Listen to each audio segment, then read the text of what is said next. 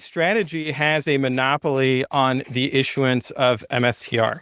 And I think this is really what differentiates it from an ETP. And so with the case of MSTR, that value exclusively accrues to Strategy because they are the only ones that can create more MSTR shares, and that benefits the common stock, from that accretive dilution perspective.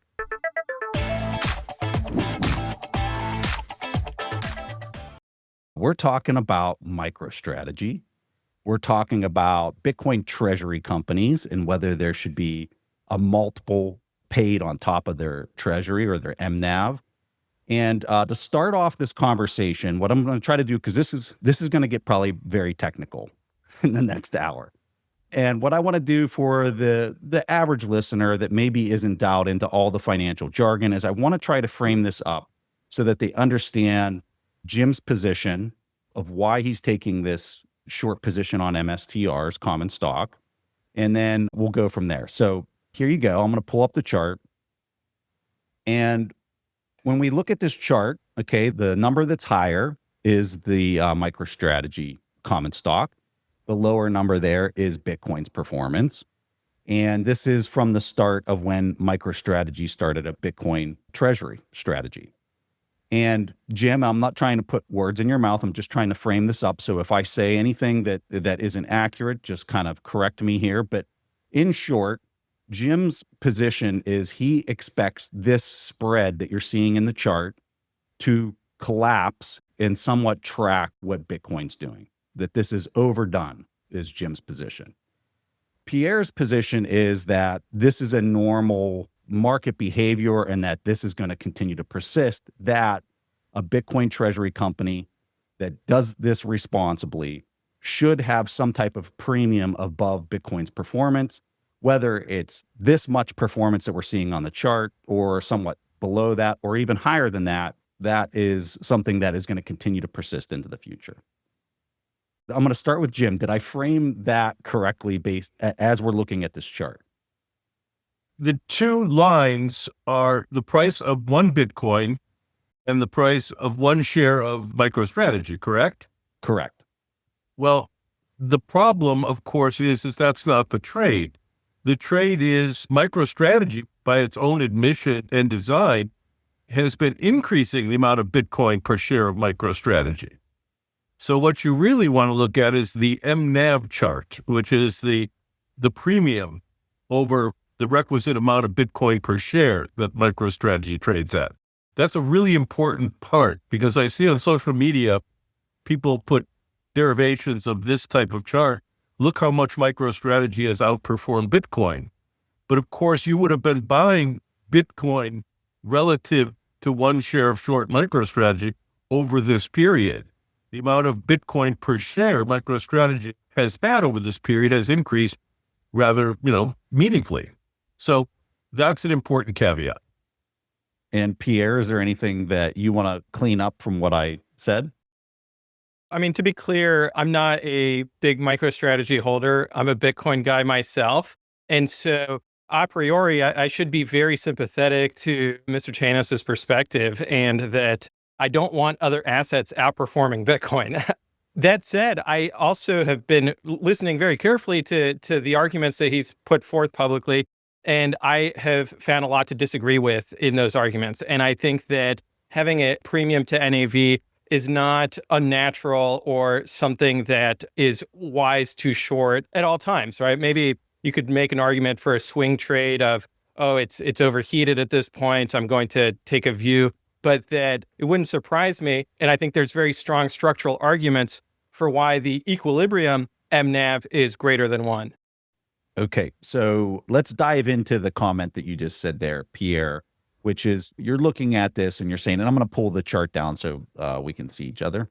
You're saying that in the short term, putting on a trade like what Jim's doing could make sense if you feel like it's overdone. Is that properly stated? Yeah, but that's generically true, right? So you could go long NVIDIA, short Bitcoin, and outperform within some given time frame. But really what I'm disagreeing with is the underlying thesis, not the timing of a trade. Okay. Jim, how do you respond to that? I thought I heard thought I heard the opposite, was that the thesis makes sense and the timing may be off, but okay. In any case, we should understand something, that given where the mNAV is now, about 1.9, it only got here since last March. So over the last 15, 16 months. Prior to that, from the beginning of Saylor's Bitcoin strategy in 2020, the mNAV really traded between 1 and 1.2 for long periods of time, and traded down to 1.0, I believe, twice over that time period. So this is really something that's happened in the last little over a year. And what makes it, to me, interesting, and we got involved with this for our clients in December of last year. I gave this as an idea at my annual investment conference on December 5th. I think the mNAV was about 2.5 at that point, is that we now see catalysts. It's very unusual in these sort of relative value trades to have catalysts, right?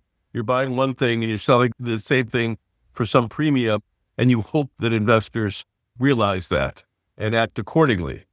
In this case, it's dramatically different.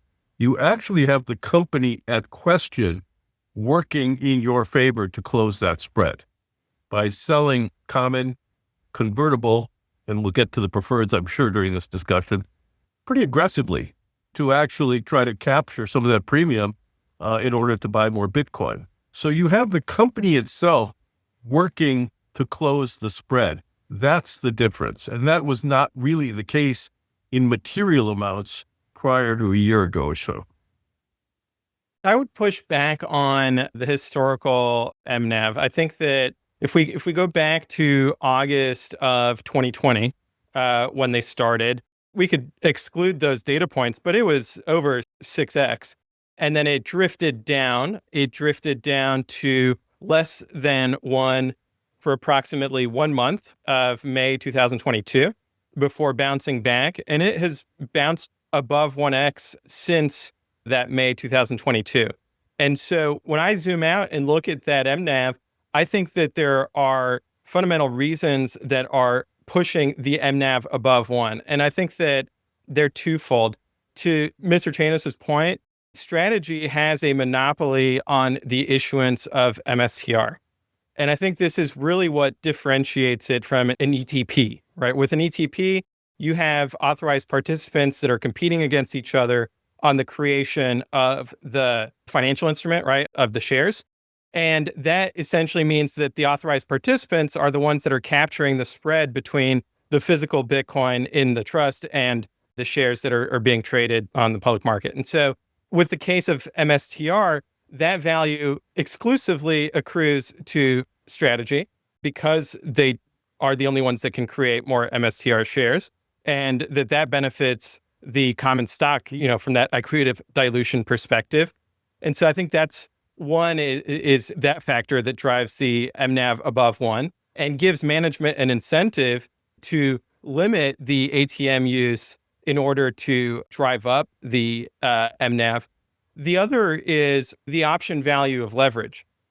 Now, historically, they have exercised that option value at times in the form of convertible bonds and in the form of perpetual preferred stock. And that is also very different from an ETP like IBIT, where they do not have the option to lever up. And so when MicroStrategy levers up, the difference, the spread between their cost of capital, the cost of the debt, and Bitcoin's returns, that accrues to the common stock. And so I think that those are the two big factors that mean that unlike IBIT ETP, we should expect a company like Strategy to trade at a mNAV greater than 1 under normal market conditions. I would add an asterisk of, yes, if there is a severe bear market like we saw in 2022, you could see it trading at a discount, but that is not an equilibrium position. Well, my response to that was, I think that's a bit of a false equivalent in comparing it to the ETFs. Your real equivalent is actually someone like you. It's the actual investor who has the choice of what to make. And so my view is that the choice is whether I'm going to buy MicroStrategy for this flywheel type strategy, as it's called, or if I'm going to buy Bitcoin directly myself. And I can lever my own balance sheet. What you say is the option value of doing it in a corporate structure is, I think, more than offset by the agency risk and double taxation that exists in the corporate structure. And not a lot of people talk about that in effect, you've got a preference above you of federal tax liabilities, admittedly deferred until they liquidate or sell the MicroStrategy. And then any capital gains, of course, that both a Bitcoin holder and a holder of common stock have. On top of that, you are actually owning a piece of paper. You don't own Bitcoin. So historically, and in almost all other types of situations like this, these types of structures have tended to trade at a discount to NAV for those reasons. In this case, we're trading at a premium, and I think it's unwarranted. So I think this is where we do have a lot of agreement, which is that there are trade-offs between holding spot Bitcoin, self-custody and cold storage versus holding shares in strategy. And you've highlighted the most important ones. I think, though, that we can't underestimate the difficulty of getting leverage on spot Bitcoin and cold storage. Typically, you have to deposit the Bitcoin with a custodian. So you're already adding the agency risk there. And then the terms on that are really much worse than the terms that strategy is accessing. So typically, when you're borrowing against your Bitcoin as an individual, you might get a 1-year term. And if we look at Bitcoin cycles, typically they've historically been 4 years. So it doesn't get you through the cycle. And that a much higher interest rate as well, because you don't have the ability to monetize the upward volatility skew of the options on the equity. And then on top of the worst debt terms that you also have the illiquidity of the position, right? Which is that in order to get out of the position, you have to essentially delever and sell the Bitcoin versus just selling the stock. So I think that the ability to access the terms that Mr. Saylor has with either a 0% convertible bond that has a greater than 4-year term, or a perpetual preferred that has a 10% coupon or dividend, that is not accessible to individuals holding Bitcoin in cold storage.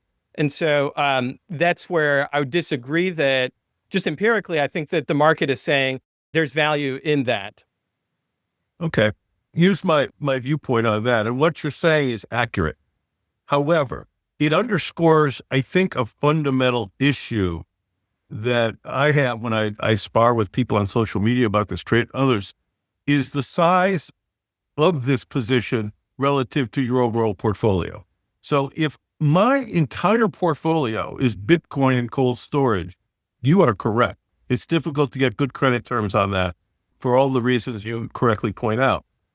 But if I'm a more typical investor or an institution, and Bitcoin is 5% or 10% or 20% of my overall asset allocation or risk asset allocation, then it's a moot point, right?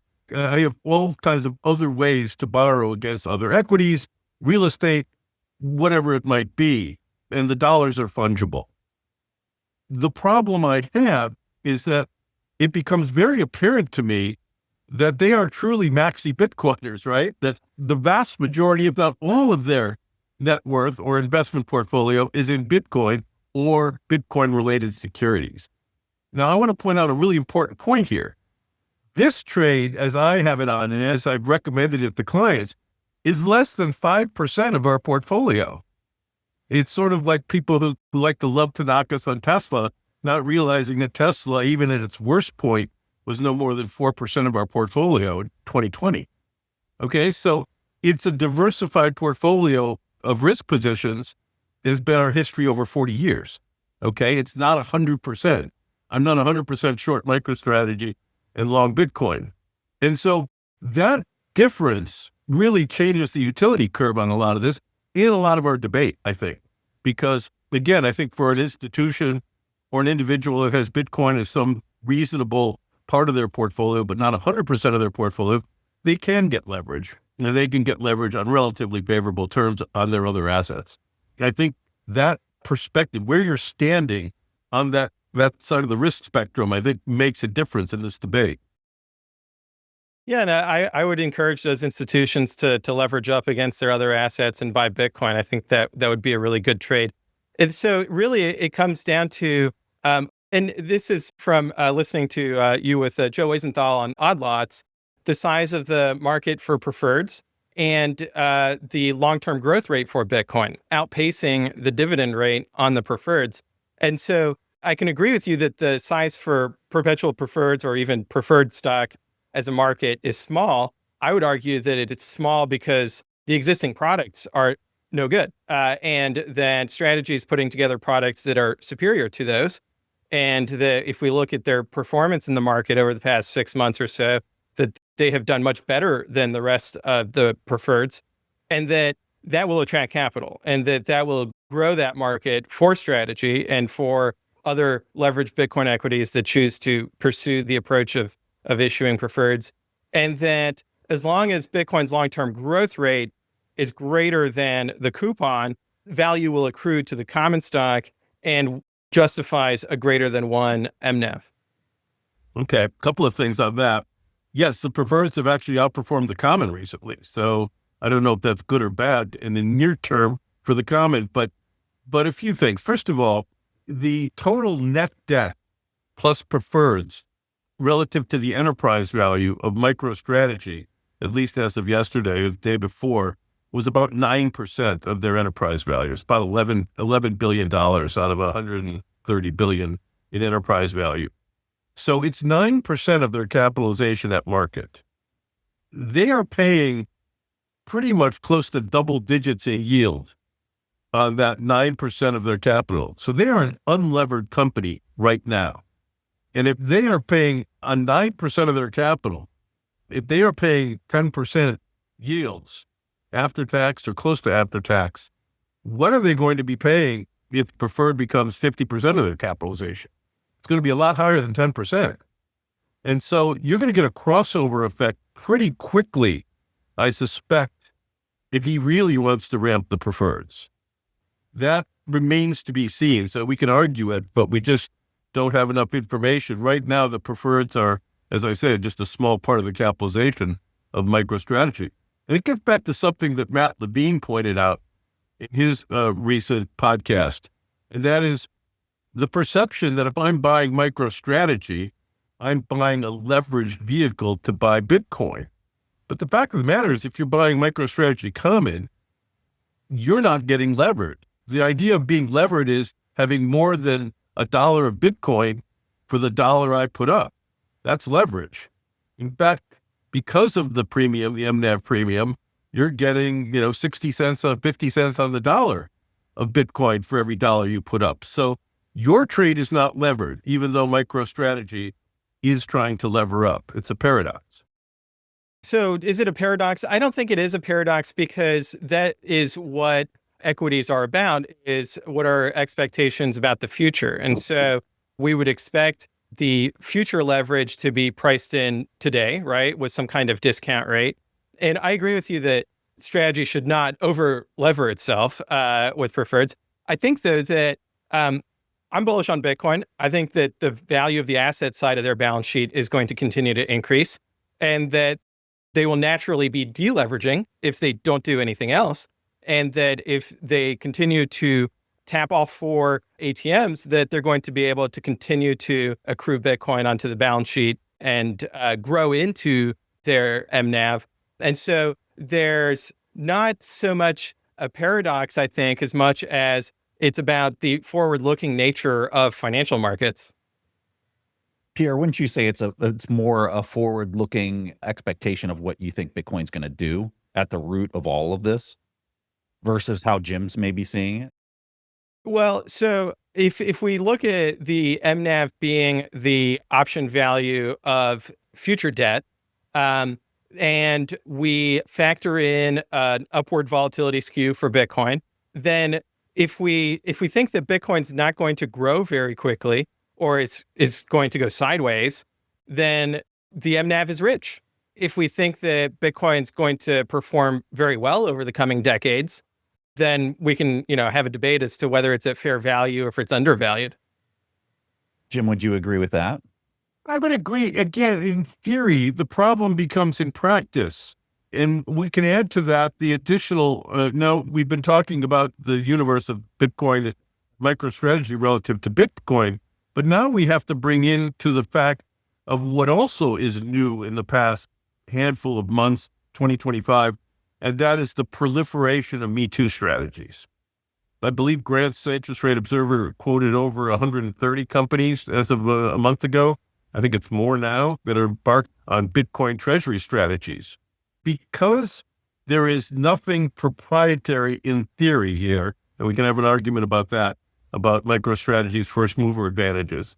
But in theory, these companies can proliferate. If I am going to be able to create value in a corporate structure by issuing stock at a premium and levering it up in judicious amounts, there will be no shortage of companies that will be created or will transfer themselves into becoming Bitcoin treasury companies. And of course, the proof in the pudding is that we're seeing that right now by the day. I mean, coffee shops in Spain, moribund SPACs. I mean, it's going to increase as long as this is profitable. And so far, because it's been profitable, we're going to see an explosion of issuance. And that's beginning, of course, to happen. It's really been happening in the last 4 or 5 weeks. So I really like this point. And if I was just going to kind of expound on it, if new Bitcoin treasury strategies come in and they're very small in market cap size relative to MicroStrategy, and they're implementing this same approach, shouldn't their stock trade at a much bigger mNAV and potentially collect a lot more market interest than MicroStrategy, which is a behemoth that has to do a whole lot more to continue to expand their treasury than, call it, a company that's doing this at a market cap of $1 billion or less?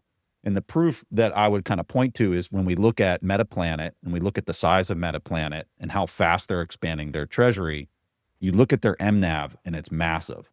So if more companies come onto the market and start implementing this and they're at a really small market cap, do they take attention away from MicroStrategy and somewhat collapse their multiple over their mNAV because the market loses? And this is obviously over the coming 5 or 10 years as this plays out. Do you think that could potentially collapse down the mNAV of MicroStrategy because of all these competing companies? And Jim, am I explaining this kind of in what you're... Yeah, I'll let Pierre answer first and then I'll go. Yeah, so I think that at a macro level, what's happening is that these companies are shorting the dollar, right? They're borrowing dollars, they're buying Bitcoin. In my view, it's a classic speculative attack. It's what Treasury Secretary Scott Bessent was doing in England with Mr. Soros. And it's happening at a scale that is unprecedented and in vehicles that are unprecedented, right? That we're doing this in publicly traded companies, not private hedge funds. And so this is, I think, it's public in a way that is unusual. Where does it stop being profitable? Where do we have a kind of convergence to a 1x mNAV? I think that it's with the success of Bitcoin, right? That once you can no longer borrow dollars and dollars are worthless and so are yen and other currencies, that at that point, it will trade at 1x multiple of the Bitcoin, right? Assuming that management is not taking on some other kind of business to generate more sats flow, Bitcoin revenues, right? So how long will that take? When I first started learning about Bitcoin, I thought it would take less than a year. I thought that the entire monetary system would be replaced by Bitcoin by the end of 2014. I was wrong. It's now a decade later. And so, I would just draw a line and say it's going to take a few more decades. It might be by the year 2050 that will asymptotically approach 1x mNAV equilibrium point, and that Bitcoin has reached full market saturation. But before that, I think that there's plenty of room for competitors and imitators, and that I would argue that Saylor needs all the help in the world to execute on this epic trade. I would also add that I do think strategy has some moats around it. So one is the liquidity. I think liquidity network effects are very important in financial markets. And so whether it's the liquidity of the common stock, of the preferreds, even the market access for the convertible bonds, right? That there's comfort around that due to his disciplined execution over the past 5 years. He has a track record. And on top of that, the liquidity of the options chain around MSTR, which has allowed for a proliferation of an ecosystem of other ETF products that are monetizing that volatility and developing products for that. So I think that is challenging to replicate. He's already got orders of magnitude more Bitcoin than anybody else on the balance sheet. So I do think that there are real moats, but your point is well taken that smaller competitors could have a higher mNAV and attract attention from retail investors that ultimately, makes it more competitive. But on net, I don't know where it shakes out. It seems like he's got quite a lead. I'll make one side note before I respond. So when I gave the mNAV trade at our investment conference, we have a stock picking contest every year in early December. I told the group that if they really wanted to be aggressive for the short leg of the trade, they should consider the 3x MSTR ETF trading in London. And you're smiling. I think you know what's happened to that. And so there is an ecosystem and there are lots of different vehicles. And when people say, well, what are you doing? I think it just depends on how to execute the trade at any given time for what's out there. So with that said, just want to give some practical numbers for people listening or viewing to consider. So I still believe the most speculative retail and overall stock market I've ever seen was really the first 6 months of 2021. And that includes crypto, but also included, the coins and NFTs and most importantly, from my perspective as an equity guy, SPACs. SPACs raised $1 billion a night in the first quarter of 2021. They raised about $90 billion from Jan 1 to March 31. That was just a stunning number. It turned out to be a huge part of the amount of total equity issuance for the entire year. But that was relative to a sort of $40 trillion, U.S. equity market. Right now, we have, in terms of just very recently, which is July of 2025, we're seeing, reasonably large announcements every day now of mNAV treasury, Bitcoin treasury companies raising capital in the form of equity pipes, converts, and it's hundreds and hundreds of millions of dollars a night. And so relative to the $2 trillion Bitcoin market, this is considerable. We are seeing SPAC-like 2021 numbers in the Bitcoin treasury market right now as we speak. And so you really are going to need to see this broaden out beyond the Bitcoin community into the much broader equity community to keep handling this amount of issuance. It is material at this point. It wasn't a year ago. It was pretty much MicroStrategy, and that was it. And now it is lots and lots of companies every single night announcing deals. And so that's something I would keep my eye on. To my knowledge, the plurality of those have commitments of dollars, but have not deployed those dollars and actually bought the Bitcoin. And so when I look at the next 6 months, I would say that there's a greater probability of strategies mNAV expanding due to a bullish Bitcoin market, due to imitators entering, than there is of its mNAV trending down due to too much competition in the equity markets. And so that's, when I look at the 2X today, it feels normal in the sense that when I look at the Bitcoin volatility and where we are in the cycle, it seems like it's at fair value, and that if we get another leg up for Bitcoin, that will cause the multiple to perhaps increase back to 2.5 or to 3 before coming back to 2. And that seems far more likely than a crash in Bitcoin causing the mNAV to compress. Part of the interesting aspects of this trade is I'm not counting on a crash in Bitcoin to make the trade work.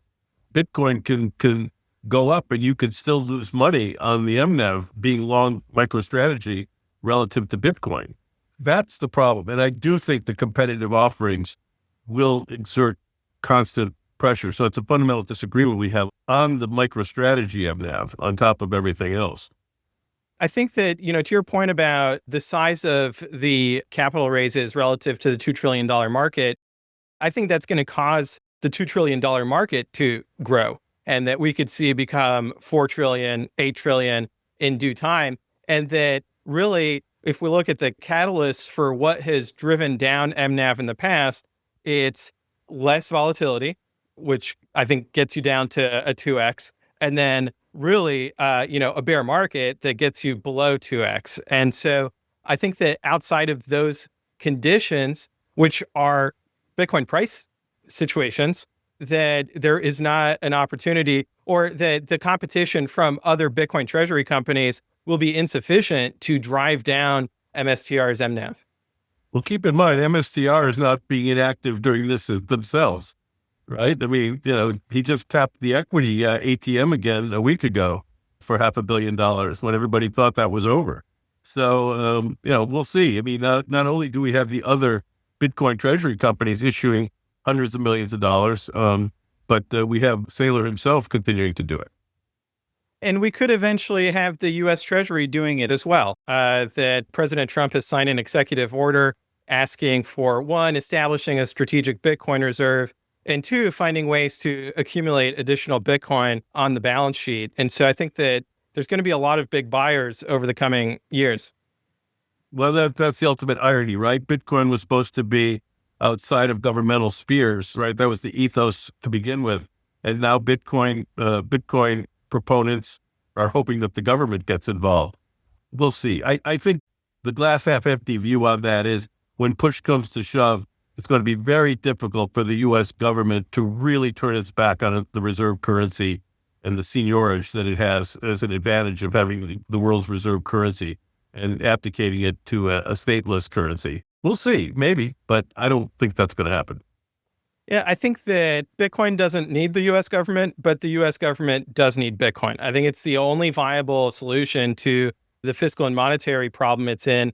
And that if we look at how does a sovereign respond to a speculative attack, I think there's really three options on the table. One is raise interest rates. So if Chair Powell came out and raised interest rates to be competitive with Saylor's perpetual preferreds, right? Let's get interest rates up to 10%. Then that would, I think, materially deteriorate the prospects for MSTR. Two would be capital controls. So Senator Elizabeth Warren could propose a bill saying no public company can have more than 10% of its balance sheet in Bitcoin, or other capital controls like that, that would, again, create obvious problems for MSTR. Three, which I think is the best response to a speculative attack, is to have currency reserves in place and to be able to stabilize the exchange rate using currency reserves. And getting those in place means buying Bitcoin and having a strong reserve of Bitcoin that essentially provides backing for the US dollar, so that the US dollar itself ultimately becomes one for one backed by Bitcoin.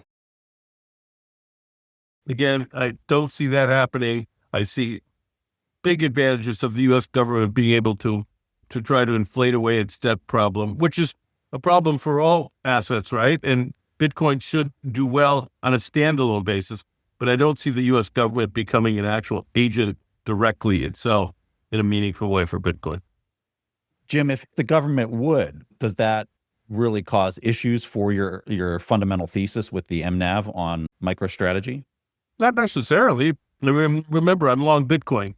So again, the government coming in to purchase, or governments coming in to purchase, will affect one leg of the trade directly, positively, and it remains to be seen whether they put restrictions on others, as Pierre has mentioned as a possibility, or do they tax it in the corporate structure as a way to raise revenues? I mean, it gets back to my original point about agency risk of holding this in a corporate structure with a paper trail. There's lots of ways in which that could become very, very attractive for governments to raise revenue. So there's a myriad of ways we won't know until we see in which governments can be involved in this area. To kind of take it back to historical mNAV for MSTR, What would you say would be the catalyst that caused it to expand from 1.2 in January of 24 to a peak of, let's say, 3.5 in November? Yeah, I think euphoria over the Trump election. But he was not elected yet in January when the expansion began. And Right. that first leg of the expansion was February, March with Yeah. the It got up ETFs. to, it got up to 3, I think, in March of that Yeah. of that year, yeah, and then came back down, and then really took a leg up in the fall. And that was concurrent with BlackRock and all the other ETFs coming out, which really should have compressed the mNAV if we're looking at it as competition. Correct, but again, I think that that's fine. I wasn't involved then, so great. I mean, that's the reality of it.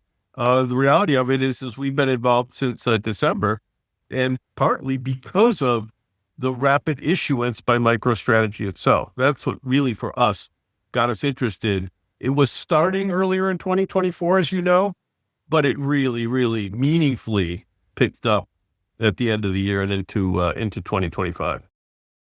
I guess my point is that I think that the catalyst for the expansion of the mNAV was the Bitcoin price increasing and that creating forward expectations on upward volatility skew. And so to me, the primary catalyst for where mNAV goes is Bitcoin's performance, and that all of the other catalysts like competition from adjacent vehicles like the ETPs are not only secondary, but actually paradoxically might, by driving up the Bitcoin price, be positive catalysts, and that it's cooperation, not so much competition. All right. Well, I'll fundamentally disagree with that last point. More supply will not, I think, allow increased prices in the form of increased mNAV. What if you could grow your wealth effortlessly with a consistent income stream and in a tax-advantaged way? Bitcoin mining with Abundant Mines checks all of these boxes. Abundant Mines delivers a premium, hands-off Bitcoin miner hosting solution at renewable-powered facilities in Oregon, offering low-cost energy, industry-leading uptimes, and white-glove service. Your investment works harder for you so you can stack discounted Bitcoin without the headaches of active management. Their cool and stable climate extends the life of your machines, and if repairs are needed, their team handles it fast and at no extra cost. With in-person exclusive educational events, you get unmatched transparency and insider knowledge. Successful entrepreneurs, investors, and investment funds trust Abundant Mines to optimize their mining profits with significant tax advantages. Get started today at abundantmines.com/Preston for a free gift as a listener of this show. That's abundantmines.com/Preston because elite investors choose abundance. So, Jim, you made a comment earlier in the conversation that the company is working to close the spread to this point that you just said right there. I think the community would push back, the Bitcoin community would push back and say, well, this is why he's doing preferred issuance, is because this is giving him the cash that he needs in order to buy more Bitcoin that in Michael's mind is compounding at, call it 40 to 50% annualized. And then he's paying this dividend that's 8 to 10%, which is delayed way out into the future as he continues to see this Bitcoin compound. But he's not diluting common shareholders when he goes about using these preferred vehicles. So the argument is that he's not working to close the company's spread. He's working to amplify it. Then in Bitcoin channels, they use what's called an adjusted mNAV, where the preferred stock is subtracted out of the denominator of the equation. So you could make the argument that he is actually working to expand mNAV. Do you agree with that? Do you disagree with the way I'm framing that? I'm just kind of curious to hear your thoughts. I can't disagree with the actual aspects of what you're saying. I can disagree with the fact that it's not material yet, right? It's a very small part of the total enterprise value. If he can continue to issue preferreds at 8 to 12%, and there's an unlimited appetite and he can raise tens of billions of dollars at a go, then that's an interesting point. I could argue that the mNAV will reflect increased leverage in the firm because whatever you might think about Bitcoin appreciating more than the coupon, there's higher risk. So that may reflect itself in the mNAV as well. I would point out the mNAV has decreased slightly since the preferred program has geared up since the end of May. So far, we're not seeing the torque effect onto the mNAV spread that people would hope for. It may happen, but it may not happen. It hasn't happened yet. If anything, it's down a little bit. So again, I think that if he issues $50 billion of preferreds, I don't think he's going to be raising it at 10%. And then you begin to get into the problem if you're raising it at 15 or 20%, are you really expecting Bitcoin to compound at that rate of return? A lot of Bitcoin people think that's what's going to happen. I'm ambivalent on that, as you know. So we'll have to see. And again, we'll have to see what the market for these preferreds are. I think it's a lot smaller than people think, but I'm open to the idea. Yeah, I think the market for them will expand, and that the recent activity on the mNAV has really been about Bitcoin's volatility being subdued rather than the preferreds not working. I think that to really see the torque, we'll have to see another leg up in Bitcoin. I think that Saylor and the management team and the board at Strategy would not approve preferreds program that would really get into 20% dividends or half the balance sheet. I think that they'll be more conservative than that, and that Saylor's stated approach has been intelligent leverage, and that there's lots of ways to lever up on top of Bitcoin that are not intelligent because you can get liquidated and run into all sorts of issues given Bitcoin's cyclical nature. And so I think that he won't do that. But you're right that that's where we get into the agency risk. And I think that I would argue that's the strongest argument, right? Is not your keys, not your Bitcoin. Guys, what I want to do is afford you guys both a closing argument, like a minute, 2 minutes, whatever you guys want to use to kind of talk your point. And then I want to do about 5 minutes of something that I think is really fun and that the listener will enjoy. So go ahead. Jim, do you want to go first or Pierre? Sure, I'll go first. Look, I think Pierre and I might agree on more things than we disagree, which I hope the listener and the viewer understands. You can have fundamental differences in viewpoints on pricing and still see a lot of the concepts to be consistent with each other's viewpoints. I would think that maybe the biggest difference we have, with the exception of agreeing on agency risks, is that I do believe the increased amount of supply by the Me Too companies is really important here. The markets are only so big when it comes to issuance. That's been my history over 40 years. When you see issuance, I've always joked Wall Street has a printing press, just like the Fed. It usually takes a while for it to get going, but when it does, it's pretty efficacious. And I think we're at the point now where Wall Street has got the printing press in the Bitcoin realm. And I think that's going to ultimately keep mNAVs both depressed and possibly be a very important catalyst for their decline. I think that printing press is going to be bidding up Bitcoin. I think that Strategy has a significant amount of Bitcoin relative to even number 2 or number 3, and that they will benefit from any kind of euphoria caused by imitators driving up the Bitcoin price. And I would just add, I really wholeheartedly want to thank Mr. Chanos for engaging, whether it's on social media or in this debate. I spent the past 3 years arguing with Senator Elizabeth Warren about Bitcoin, and she never engaged with me. We had to eventually take her to federal court. So that was a different situation. And I think that it's really good to be able to exchange views like this. So thank you for coming on. I agree. I agree with that. It's been a lot of fun, and I've enjoyed the debate. Jim, I have one. I'm sorry. I do have one final question for you that I think everybody that would probably be listening to this that are Bitcoiners would want to know.